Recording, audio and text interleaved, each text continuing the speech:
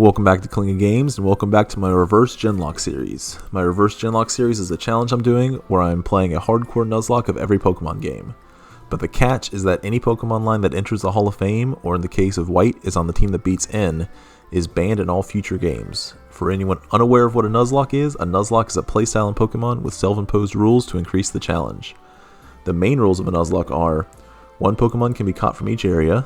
If a Pokemon faints, it is dead and must be permanently boxed or released, and all Pokemon must be nicknamed. For the hardcore rules, I cannot overlevel the next Gym Leader or Elite Four's Ace, no items in battle except for held items, and all battles must be played in set mode.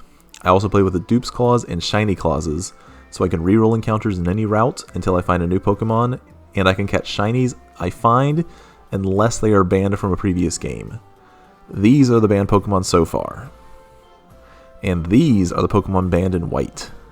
Yep, none of them. Black and White have a completely new set of 150 Pokemon, which is part of the reason they are my favorite games. To keep the video reasonably short, I'll only mention Pokemon that have some kind of an impact. Now let's go ahead and get into the run. Once I name my trainer Kling and have what and who my friends are explained to me by the professor, we're ready to get started. Professor Juniper drops off a suspicious package at my house and Bianca shows up late. Like, how? There are 3 houses in this town. What else could you possibly have to do? After a stern talking to from Sharon, I can finally pick my Pokemon. I failed on the last attempt when I picked Snivy, so I decided to switch things up this time and grab Tepig, who will have a better matchup against Lenora later in the game. Bianca grabs my favorite starter, and Sharon picks Oshawott like a total dork. Naturally, Bianca decides my bedroom is a great place for her first battle, only to get crushed by my Piglet. Sharon then decides to join in the battling, but gets beat by my little pig again. My mom bites the bullet and agrees to clean up the room so we can all head over to Juniper's lab. What a great mom, but she doesn't save my money, so she only gets silver medals so far. Before I head over, I decide to go watch some child abuse at Bianca's house. Good times. In the lab, Sharon is a real dick to Juniper before I get to nickname Tepig Sir Oink, and we go outside to get another catching tutorial. So that's how you do it. Hoping Scarlet and Violet make this optional. But with that out of the way, I can get my first encounter on Route 1, which turns out to be a Patrat. Again. But beggars can't be choosers, so I catch the little rodent and nickname him Patrick. After training up my team of 2, Juniper and Bianca decide to teach me how to heal my Pokemon. There's a line between helpful and condescending, and Juniper has a leg on each side. Outside is a weird clan rally, which doesn't improve my mood at all. Luckily, a green-haired kid sticks around so I can take out my frustrations on his Pokemon. What a nice guy. After the battle, my mom catches up to me to give me some new shoes, and I get my Route 2 encounter, which is a Purloin.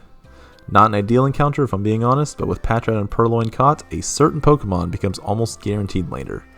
I name my new kitten Kit. I do some training on Route 2, but I forget that Bianca ambushes you before Striton City, so I go into the battle with a worn-down team. The good news is that I did some pretty substantial training, and my team is a much higher level than hers. Patrick takes down her Lillipup without taking any damage, and Bianca sends out her Snivy, which lets me bring out Sir Oink, who easily finishes the battle with a couple embers.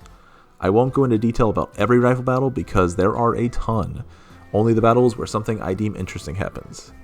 In the trainer school, I have to battle Sharon before the gym opens up, but the battle goes pretty smoothly due to having a level and number advantage over him, meaning the gym is finally open and ready for us to challenge after doing some more training. During my last attempt, I faced Chili with my Snivy team, but this time around I get to battle Cress since I chose the Fire Starter. Have I mentioned I love this gym's gimmick? Cress leads his Lillipup and I lead Kit. Kit starts us off with some fantastic luck, getting a 5-hit Fury Swipes into Lillipup before taking a light bite. Cress potions, but it doesn't fully heal before Kit hits a scratch and a 2-turn Fury Swipe. Our luck then balances out as Kit misses her 3rd Fury Swipe and gives Lillipup a free bite. But then Kit redeems herself with a KO on the 4th turn, leading to Cress's ace, Panpour. I go ahead and set up my RNG strat by hitting Panpour with Sand Attack before Panpour uses Workup. Kit then misses another Fury Swipes, and Panpour hits through Accuracy Drop to take Kit to 10 HP. Our next Fury Swipes is massive, getting 5 hits and a lucky crit to take Panpour below half. But Panpour gets very scary with a second Workup, and Kit misses another Fury Swipes before getting killed with a Water Gun. A very early and unlucky death to start the run. Patrick comes in for Kit and takes a +2 water gun better than expected, but just barely misses the KO with tackle, and Pampor survives on a sliver. But Crest refuses to heal, letting Patrick survive another water gun on 4 HP and finish the battle with a final tackle. Way closer than I would like, but we barely managed to get the first gym badge thanks to Kit's sacrifice and spotty luck with Fury Swipes. With my first badge in hand, Fennel has an assignment for me, so I make a new dead box for Kit and head into the Dream Yard to beat up some Team Plasma members and save Amuna. Team Plasma members are out cakewalk, and Musharna decides to thank me by dropping off some Dream Mist. And, thanks to catching Patrat and Purloin earlier, I can guarantee an encounter with one of my favorite Pokemon, as long as I avoid the shaking grass spots, which I managed to do and run into Amuna. I love the Muna line, and it's a great bulky Psychic type. So I catch the little taper and nickname him Moonchild. After training up Moonchild some, I get challenged to a third battle with Charon, but Moonchild has Yawn and Charon only has 2 Pokemon, so that battle is a pretty uneventful win. Team Plasma runs by with a stolen Pokemon, but I have a new route to explore and a new encounter to find, which ends up being a P-Dove. I catch her and nickname my new bird Lovebug. Don't judge me, I couldn't think of anything. After taking care of that, I decide I can spare some time to rescue the stolen Pokemon. Charon and I finish the Plasma Grunts with no real issues, which lets me explore Wellspring Cave for another new Pokemon. And I get a way better encounter this time around and get a Roggenrola, which I managed to catch and nickname my new Pebble Other Rock. After that, I get to training up my team, and in the process, Sir Oink hits level 17 and evolves into a Pignite, gaining a nice fighting type to go along with fire. With the training behind me, I head into Nakreen City Gym, but I encounter the green-haired kid at the entrance again. In sends out his P-Dove while I send out Sir Oink. That new fighting type doesn't help much here, so I bring out Other Rock in his place.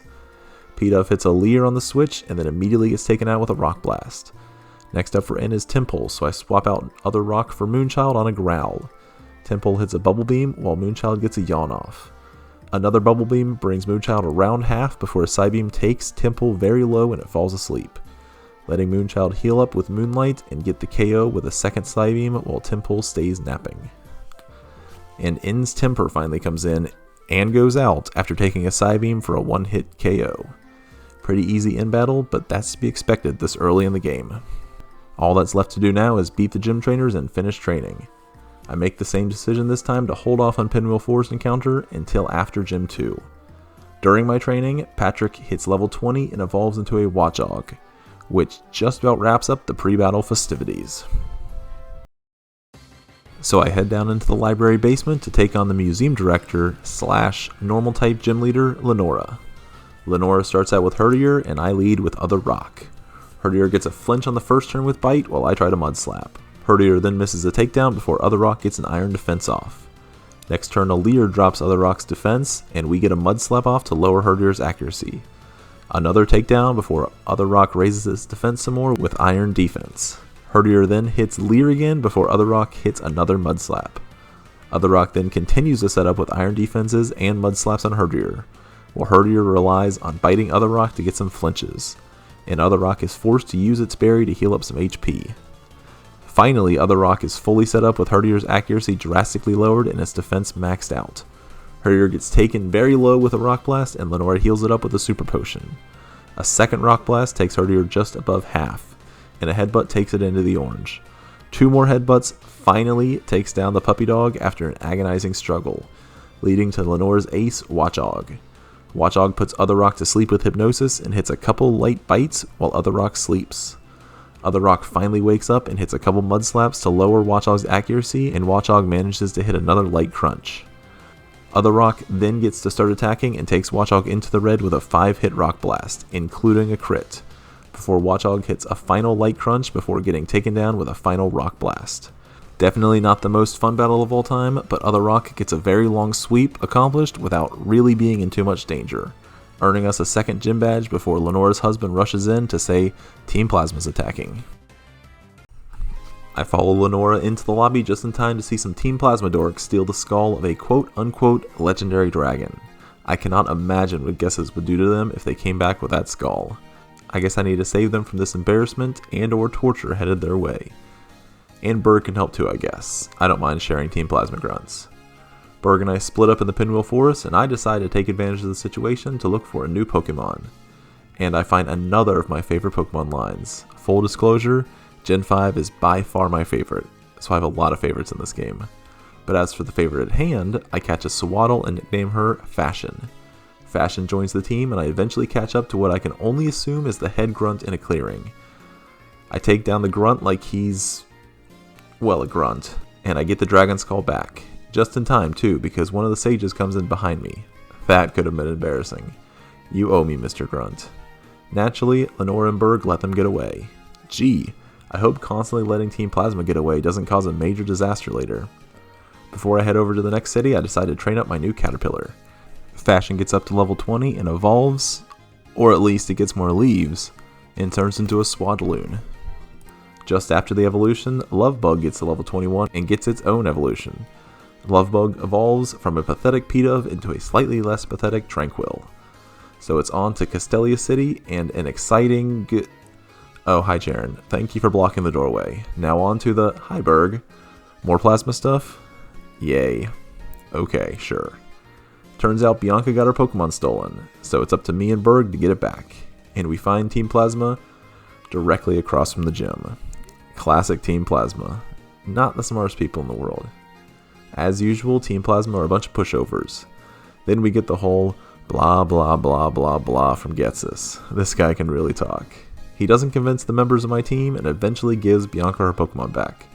So I guess bygones are bygones and we let them get away. Again. These decision-making skills don't bode well for the Unova region as a whole. Oh well. Now we're ready to take on the gym. So we head back over to the Castelia City gym and get ready to take on the bug expert, Berg. Berg leads with his Whirlipede and I lead with Moonchild. Whirlipede hits a late pursuit, but it's so weak that Moonchild can't help but yawn.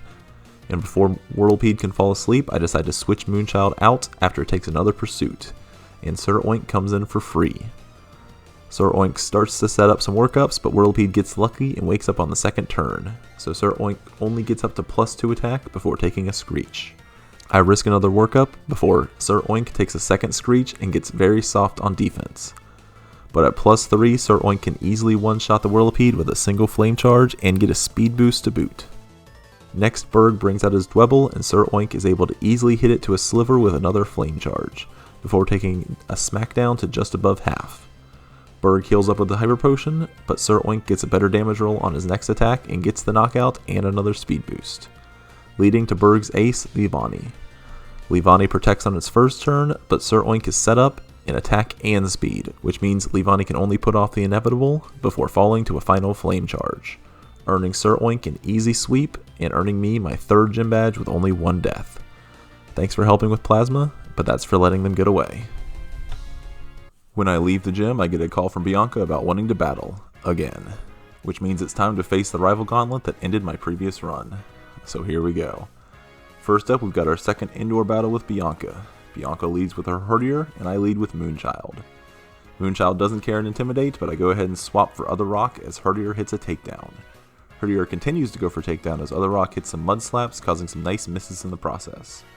Other Rock then sets up some iron defenses, but Herdier manages to hit a bite at -2 accuracy, and to get a flinch, and to get a crit. Very lucky, and causes Other Rock to fall below half. I then decide to swap in Sir Oink while Herdier misses a takedown. Sir Oink takes Herdier into the orange before it sniffs out our pig. Bianca then heals before Sir Oink takes it back to the yellow with another Flame Charge, and knocks it out with a 3rd. Bianca then brings in her own Muna, which has a type advantage over Sir Oink, so I swap him out for Fashion, who takes a Psybeam surprisingly well. Fashion then wastes everyone's time going for Protect before one-shotting Muna with Bug Bite, leading to Bianca's Panpour, who immediately falls to Fashion's Razor Leaf, and brings out Bianca's final Pokemon, Servine. Servine sets up a growth before getting taken below half with a Bug Bite, letting Fashion finish the battle with another Bug Bite.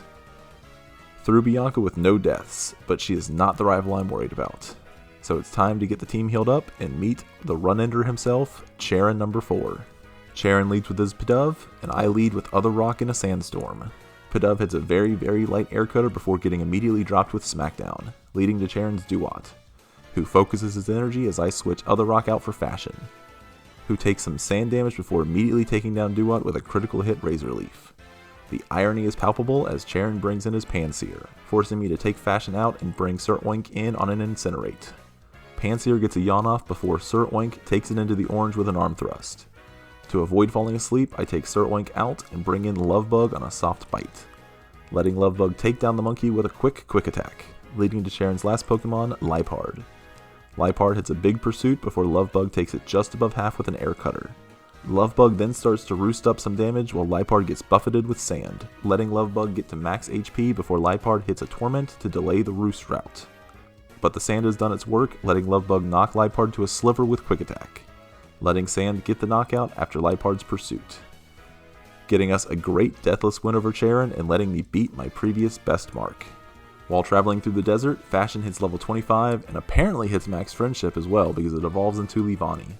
A huge improvement in speed and attack, but it keeps its 4-time weaknesses to fire and flying.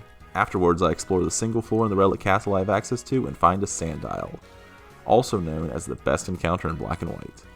Great attack, great speed, 2 great abilities, no downsides to this Pokemon. I didn't get intimidated, so I know this little guy has Moxie, and I managed to catch him and nickname Sandile Crocker. On my way back to the closest PC, Other Rock hits level 25 and evolves into a Boldore. Unfortunately, I can't trade in this game, so this is its final form. Sucks because I love Gigalith. I get to Nimbasa City and Team Plasma is determined to not let me get to a PC, but I take care of them with no issues. And hey, I get a bicycle for my efforts. Thank you, random citizen. Also, Bianca is here. And she leaves. So I can finally get to the PC to drop Lovebug into the boxes to make room for Crocker on my team. After getting some training done, I run into Bianca at the musical theater and witness some mild child abuse outside. Thankfully, Elisa shows up. Very thankfully, because I was not planning on getting involved. I just wanted to leave the musical. Bye, Bianca! On the route to the right of Nimbasa, I look for some shaken grass and encounter an Audino. I know what you're thinking, and yes, surprisingly, this is worth mentioning. I catch Audino and nickname him Nurse. With that and a couple more catches taken care of, I head to the amusement park and run into the weird green-haired kid, In. In decides to take me to the Ferris wheel and decides to confess his sins to me. But like, dude, I'm not a priest. I'm just a Pokemon trainer. So, I'm gonna fight you now. In leads with his own Sandile, and I lead with Patrick. Patrick hits a Lucky Hypnosis turn 1 and puts Sandile to sleep. Sir Oink then comes in while Sandile stays asleep. After a workup, Sandile wakes up and gets an embargo off, but Sir Oink immediately knocks it out with Arm Thrust, leading to end Sigilyph.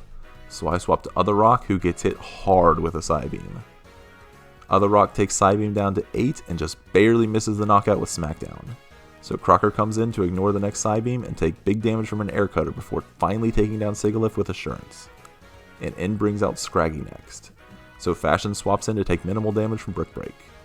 Fashion takes Scraggy below half with Bug Bite before getting swaggered and losing most of her health to Confusion and a Feint Attack, forcing me to switch back in Patrick, who takes a light Feint Attack and finishes Scraggy with Retaliate, finally bringing in End's last Pokemon, Darumaka.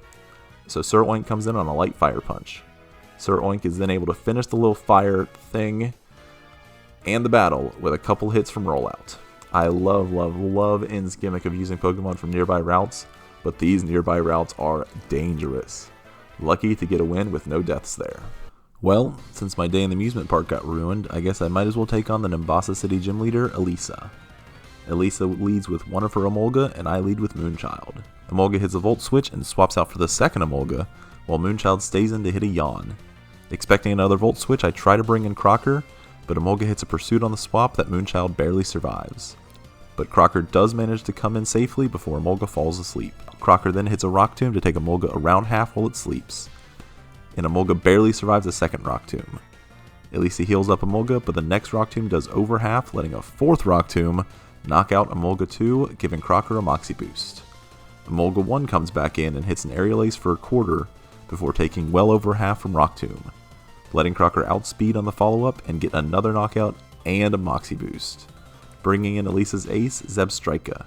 Zebstrika takes Crocker just below half with a quick attack, but Crocker easily lives to dig a hole, and smash the Zebra with a dig to get a clean one-hit knockout, and easily wins us our 4th gym badge.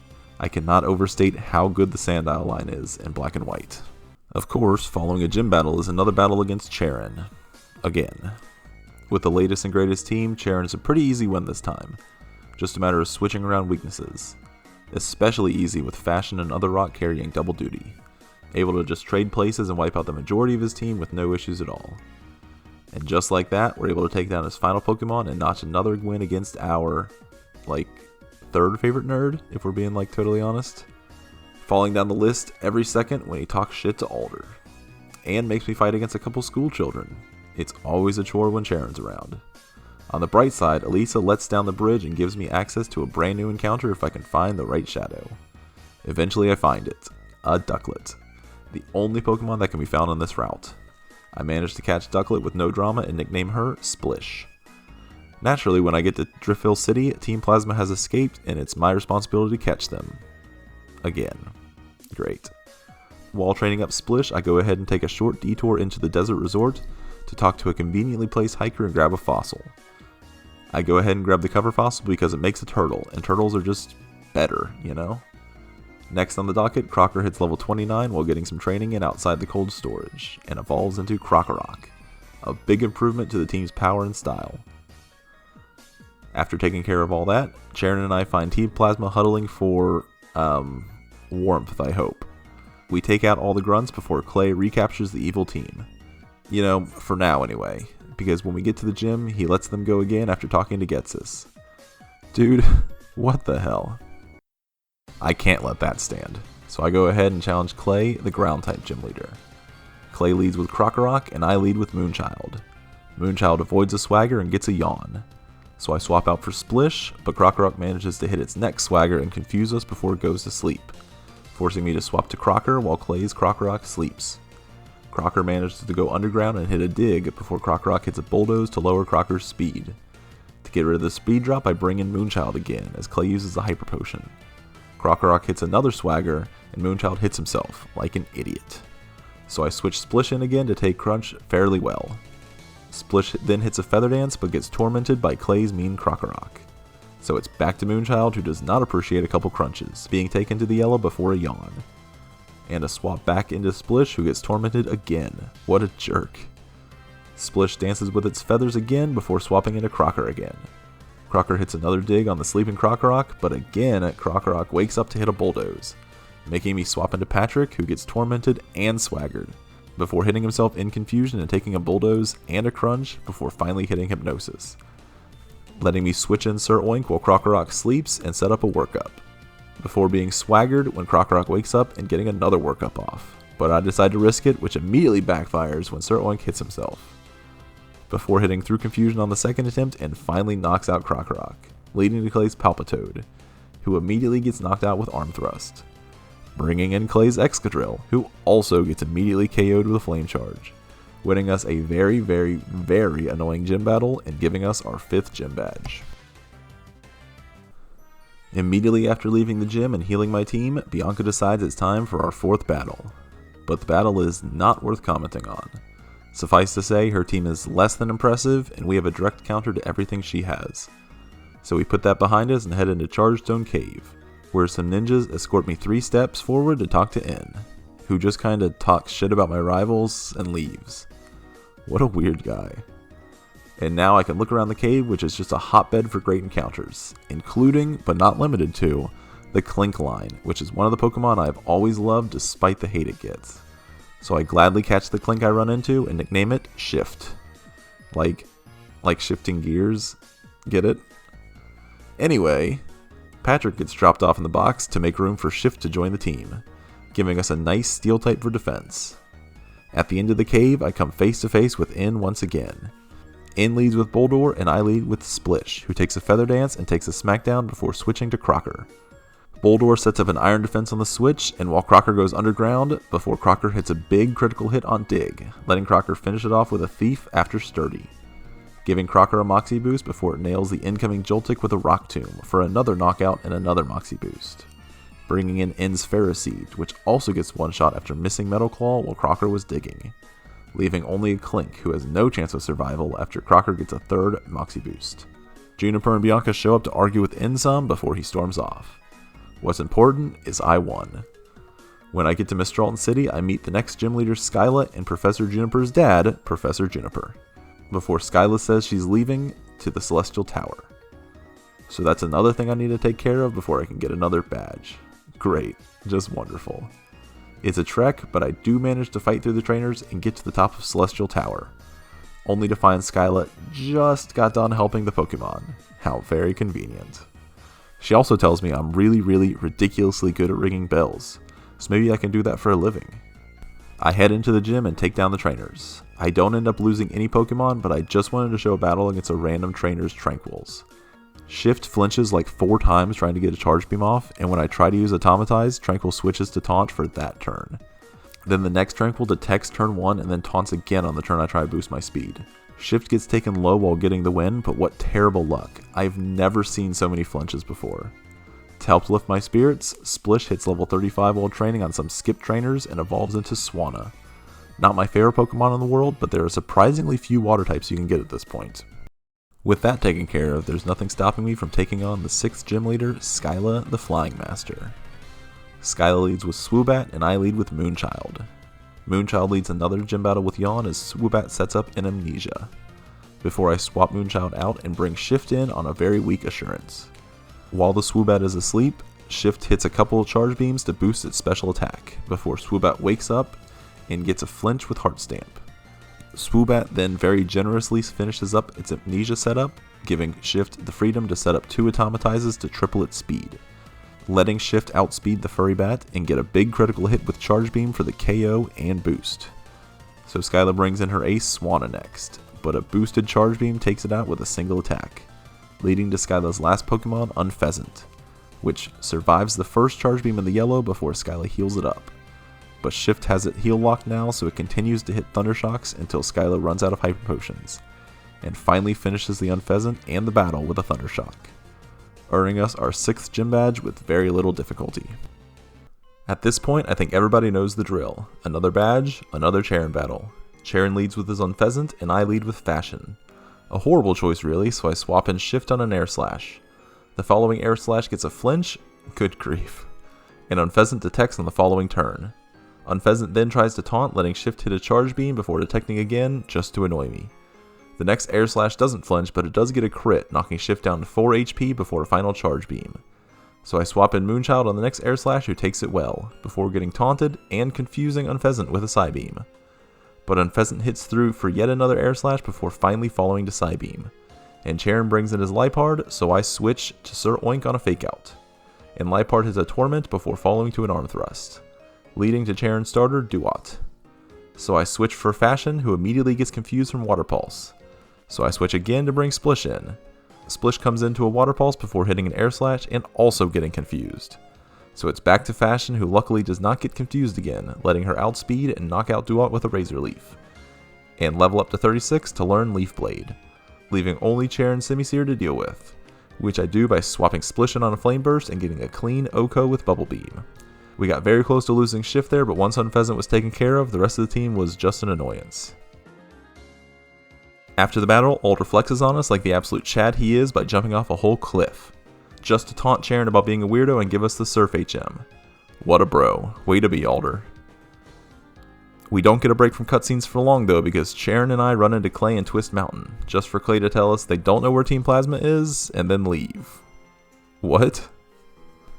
As I travel through Twist Mountain, I get 2 disasters. The first is that the encounter is basically useless, but also I get ambushed by Worker Karen and his Excadrill. For some unknown reason, I swap Sir Oink out into a Rock Slide that immediately kills Splish. Fashion finishes it off, but the damage was already done and I lost my 2nd team member and my only water type. Luckily, I did get access to Surf, so I head back to Route 17 near the beginning of the map and run into a Frillish. The Frillish I find is only level 14, so it was easy to catch, but it also means it's a long ways away from being usable.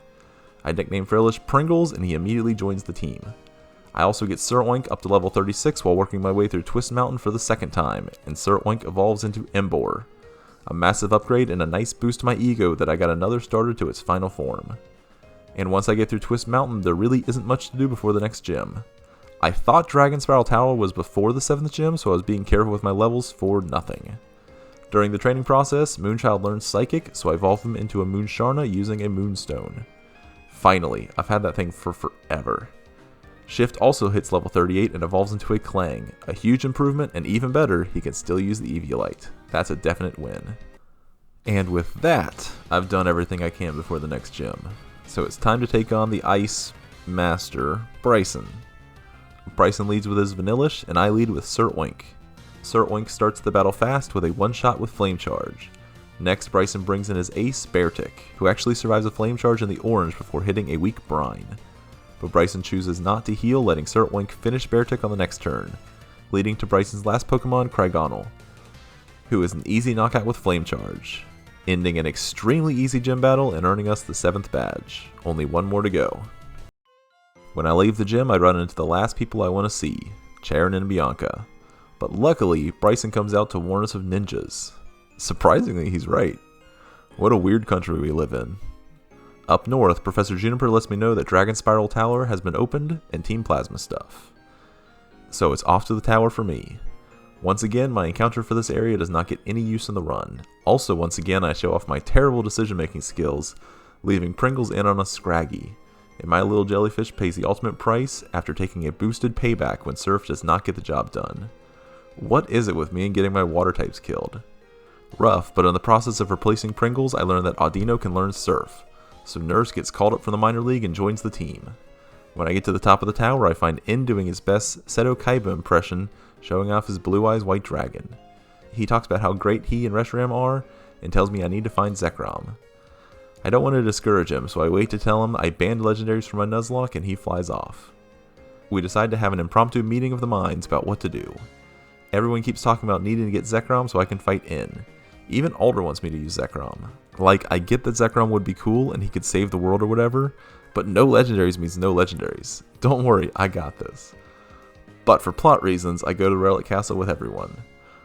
But first, I go back to Nacrene City because I just remembered I have a fossil to revive, so I hand over my dead rock and get a pretty cool turtle in return. I nickname my little turtle Crush, but he does not join the team just yet. I also go grab the Strength 8 gem. It is so easy to miss this. Okay, now I'm ready to contribute to the world saving. Thanks for waiting for me, Charon. I get to the bottom. Ah, Jesus! Charon, you almost landed on me. What is wrong with you? You're lucky I took a step forward or you would have had to take In on yourself. Wow, life flashed before my eyes. And thanks a lot, I missed the whole Ghetsis Alder argument. Real nice, Charon. I assume they said something about me needing Zekrom. Luckily, it seems I didn't miss much because Juniper calls us when we get to the surface to tell us she solved everything. I get back to Nacrene City again and learn that Lenora had Zekrom's Darkstone the entire time. Shock and awe. Alder heads off to the league to fight In, and my job is to head to the final gym to learn from the gym leader. And by learn from, I mean beat up in a fight. Immediately after leaving Nacrene, Crocker hits level 40 and gets a massive boost, evolving into a Crocodile. Right before I cross the bridge to the final city, Bianca decides this is the right time to battle. Bianca, what is wrong with you? She wastes my time, but I won't waste yours. Her team isn't great, and I have good counters to all of her Pokemon. Easy win. Can I move on to saving everyone now, Bianca? Thanks. On the two-blind bridge, the ninjas appear again to escort me 3 steps, and Ghetsis rambles on about how I won't become the hero or something. I wasn't listening, if we're being honest. I think this Ghetsis guy might not be good. Finally, I get to Opelucid City and find the Dragon Masters to learn how to awaken Zekrom.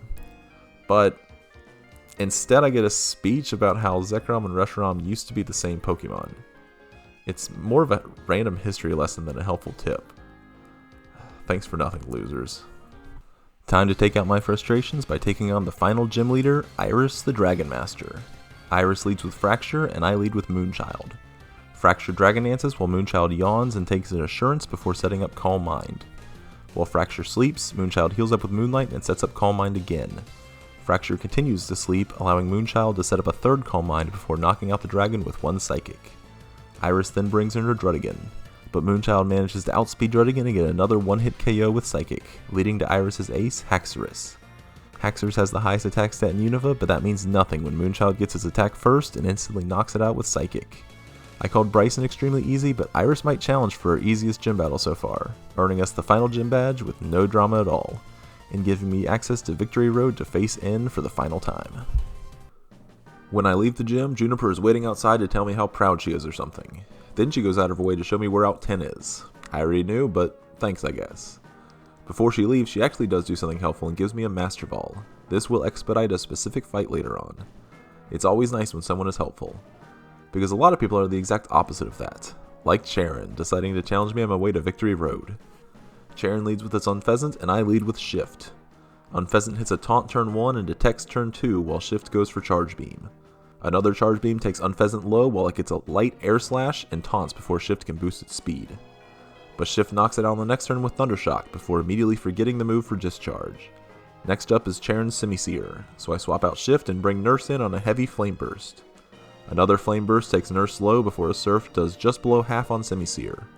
Sir Oink then comes in for Nurse, taking a Flame Burst much better, letting it comfortably take another Flame Burst before getting the KO with Brick Break, and bringing out Charon's own starter, Samurott.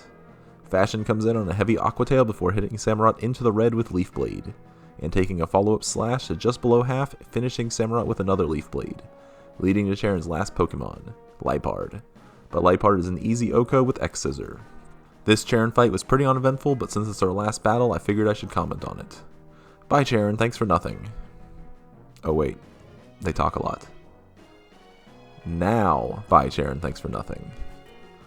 I would love to be able to say that Victory Road was a walk in the park, but I didn't account for veteran Martel. Nurse leads against his Gigalith and hits a Surf to less than half before shrugging off a Flash Cannon. Nurse hits another Surf to take Gigalith low, but then Gigalith hits a massive Giga Impact to obliterate Nurse. R.I.P. little fluff butt. Fashion comes in to finish off Gigalith, and Crocker swaps in to take down his Electros with a couple crunches. So we do manage to avenge Nurse, but still another loss, albeit one that was bound to happen. Literally the last battle before we get to the Pokemon League, where I laid Nurse to rest in the dead box, and add Crush to the team after a lot of internal debate. But Crush is a way lower level than the rest of the team, so it's an absolute chore to get him on par with everyone else. To save everybody time, I'll just say that when Crush gets to level 37, he evolves into Caracosta. I've never used a Caracosta before, but his attack and defense look like big assets for the league. So it's time to finish up the squad, training Shift up to level 49 so it can finally evolve into Klinkaclang.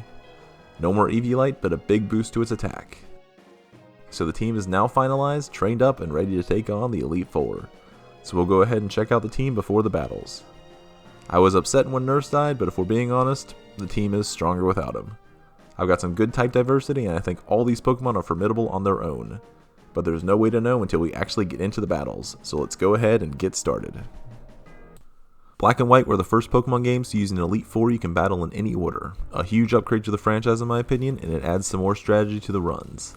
The first member I decided to take on is Grimsley the Dark Master. Grimsley leads with Scrafty and I lead with Sir Oink. Sir Oink hits a Brick Break to knock Scrafty to the red before getting a Sand Attack.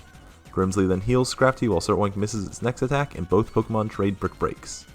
And Grimsley heals Scrafty again, but Scrafty continues to get knocked to the red, before Sir Oink finishes off with a Flame Charge, leading to Grimsley's Crocodile. So I swap Sir Oink out for Fashion on an Earthquake, which Fashion takes very easily before getting a critical hit on Leaf Blade.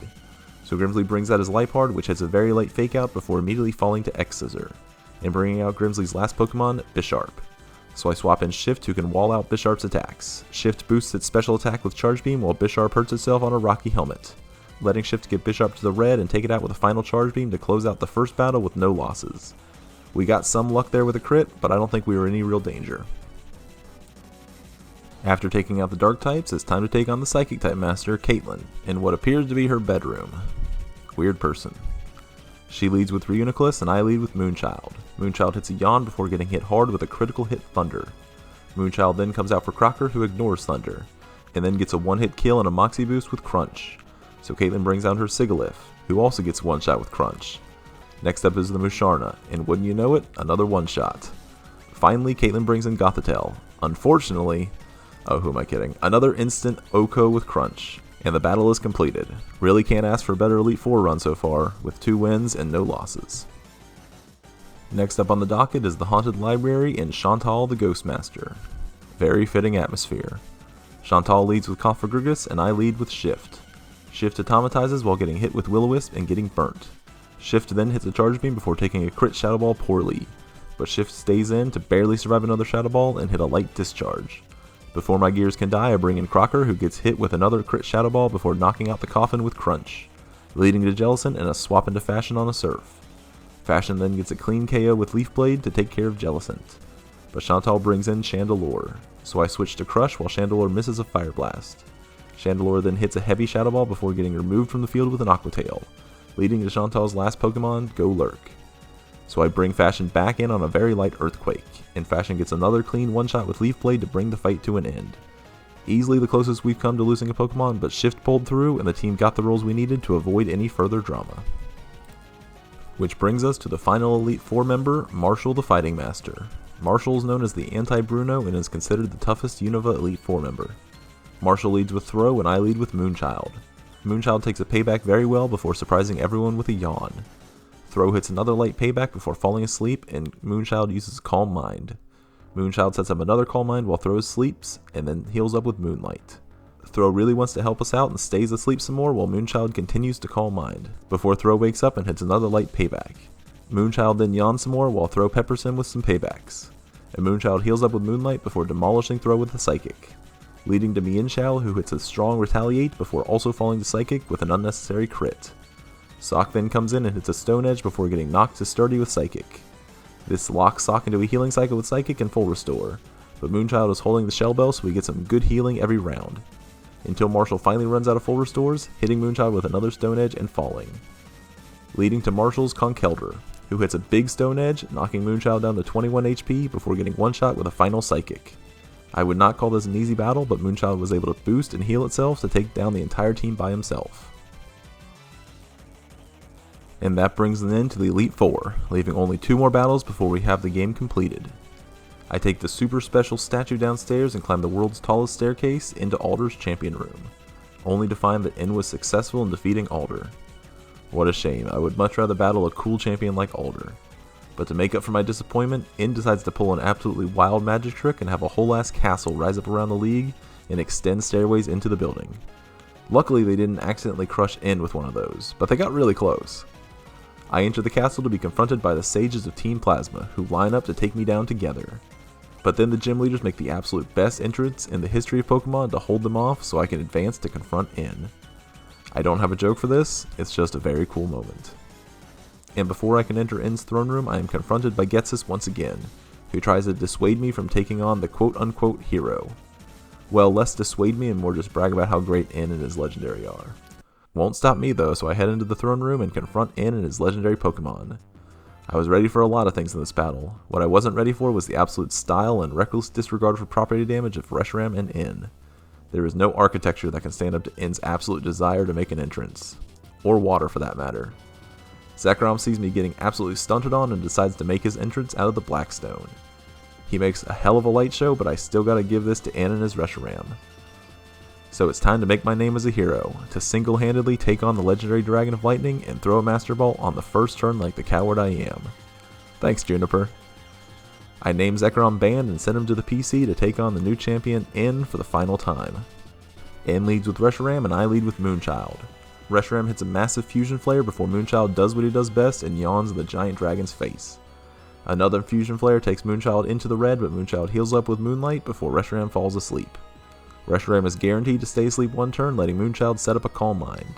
And Reshiram stays asleep, giving Moonchild the opportunity to set up even more Calm Minds, letting Moonchild practically shrug off the final Fusion Flares while getting even more Calm Minds up, and healing up with Moonlight when Reshiram gets low before yawning again after the final Fusion Flare. Reshiram then sets up Reflect for some unknown reason before falling asleep, and Moonchild sets up even more Calm Minds. My plan is to basically get Moonchild set up completely before knocking out the Legend. So Moonchild puts Reshiram to sleep for the final time and heals up completely with Moonlight before knocking out Reshiram with a +6 Psychic, leading to N's Caracosta, which hits a big crunch before getting knocked sturdy with Psychic, letting Moonchild yawn him after N heals up with a Full Restore. So I try to bring in Fashion before Caracosta falls asleep, but it switches for Stone Edge for some reason and immediately kills my little bug. RIP Fashion. I have no idea why the AI switched like that, but that lets me bring in Crocker for free. Crocker hits a crunch for about a third before going underground while Caracosta sleeps, letting Crocker knock out the turtle with a dig, leading to N's Vanillix. So naturally I switch to Sir Oink on a relatively soft Blizzard. Vanillix then outspeeds to set up Hail before getting knocked to the red with a Flame Charge, which lets Sir Oink outspeed on the next turn to clean up the Vanillix with another Flame Charge, leading to N's Clink-a-Clang. N's team is weirdly similar to mine. but N's Clank gets knocked out by a Brick Break and a Flame Charge while hitting a massive Hyper Beam in the process. Next up for N is a Zoroark, an amazingly cool Pokemon, but also a Pokemon that cannot handle a Brick Break from Sir Oink. Finally, the only Pokemon N has left is his Archeops. Sir Oink cannot take an attack from this thing, so Shift comes in to take a Stone Edge, and respond with a massive Gear Grind which instantly takes out the Ancient Bird, getting us a win against N, but losing fashion in the process. So we've beaten the champion, but that does not mean we are done with the run just yet. Ghetsis comes in after N is defeated to tell N what a massive disappointment he is and take matters into his own hands. He's trying to get rid of every trainer who can stand against him, starting with me and my Pokemon. Unfortunately, I cannot alter my team in any way between these battles. Ghetsis leads with his Cofagrigus, and I lead with Moonchild again. Not a great matchup for me, so I swap out for Shift, who is luckily immune to the incoming Toxic. Cofagrigus then protects Shift's Gear Grind, and gets a double protect on the next turn. The next turn, Shift hits a Gear Grind and gets a crit on the second hit to take Cofagrigus to about a third before shrugging off a Shadow Ball. Ghetsis claimed he expected that move, so he goes back to protecting like a loser, before Shift gets the knockout on the next turn with another Gear Grind, leading to an absolute monster in Hydreigon next for Ghetsis. Hydreigon misses its Blast, and Shift gets another hit of luck, getting an instant paralysis with Discharge. Neither are rare, but still very lucky to get both in one turn. Must be all that karma coming back to me from those flinches earlier. This paralysis not only lets Shift outspeed Hydreigon, but Hydreigon can't move the next turn, letting Shift pull the upset of the century and knock out the scariest Pokemon of the run with another Gear Grind. Next up for Ghetsis is his Bouffalant. Shift manages to outspeed and hit a Gear Grind for just under half before Bouffalant takes Shift to orange with Earthquake. I try to get another cheeky paralysis with Discharge, but we don't get it, and Shift dies a hero when Bouffalant hits a massive head charge. A sad turn of events, but I get a free swap to Sir Oink before Ghetsis heals Bouffalant, and Sir Oink takes it low again with Brick Break, and Sir Oink finishes it off with another Brick Break. 3 Pokemon down, and Ghetsis brings in his Seismitoad. I would have a perfect switch in if Fashion didn't die against N. So Seismitoad is able to do massive damage with an Earthquake before Sir Oink hits a Brick Break for just under half. And Seismitoad is able to outspeed again and kill my starter with a Muddy Water. A heartbreaking loss, but victory is within sight, so I bring in Moonchild. Moonchild takes an Earthquake before hitting a Yawn. Seismitoad then sets up Rain Dance for some reason, giving Moonchild 2 free Calm Minds as it falls asleep. But Seismitoad wakes up to take Moonchild low with Earthquake as he continues to Calm Mind. I thought I could PP stall the Seismitoad, but I completely forgot that Rain was up, causing Moonchild to only heal 25% with Moonlight and letting Seismitoad kill Moonlight without taking any more damage. That is completely on me. I wasted my little Psychic Taper. But this does give me a free switch into Crocker. Crocker hits a massive crunch to take Seismitoad to the red before it sets up Rain Dance again. But luckily, Ghetsis is out of full restores and Crocker can knock out Seismitoad with another crunch and get a Moxie boost. With 2 Pokemon left, Ghetsis brings out his Bisharp. A questionable decision at best, basically a free Moxie boost for Crocker after a 4 times effective Brick Break easily knocks it out, leading to the final Pokemon on Ghetsis' team, Electros. But at this point, Crocker has 2 Moxie boosts and is able to easily knock it out with a single crunch. I never realized that Ghetsis' team is basically all my favorite Pokemon, and a Cofagrigus. I know he's evil and everything, and that he tried to take everyone's Pokemon so he could rule with an Iron Fist, but I have to respect his taste in Pokemon, plain and simple. With his entire worldview and childhood destroyed directly in front of him, N decides he needs some therapy, and decides to ride his legendary Pokemon to find a therapist, finally bringing this run to an end and letting me check Pokemon White off the list. What a tough run. I love Pokemon White, but it is a very challenging game to Nuzlocke in my opinion, especially with N and Ghetsis fights at the end with no adjustment. Very happy to come out of this game with a win, thanks in large part to the absolute legend that is Shift the Clank. All of the Pokemon on the team for the Elite Four and Champion fights will no longer be able to be used in any future runs, even the Pokemon that fainted during the Elite Four Gauntlet. The next game I'll be playing will be White 2, the first and only sequels in Pokemon. It's known as one of the toughest games to Nuzlocke, but I have never attempted it before, so we'll just have to see. Either way, I've been Klinga Games, and I hope you enjoyed the video, and I hope you join me in the next one for Pokemon White 2.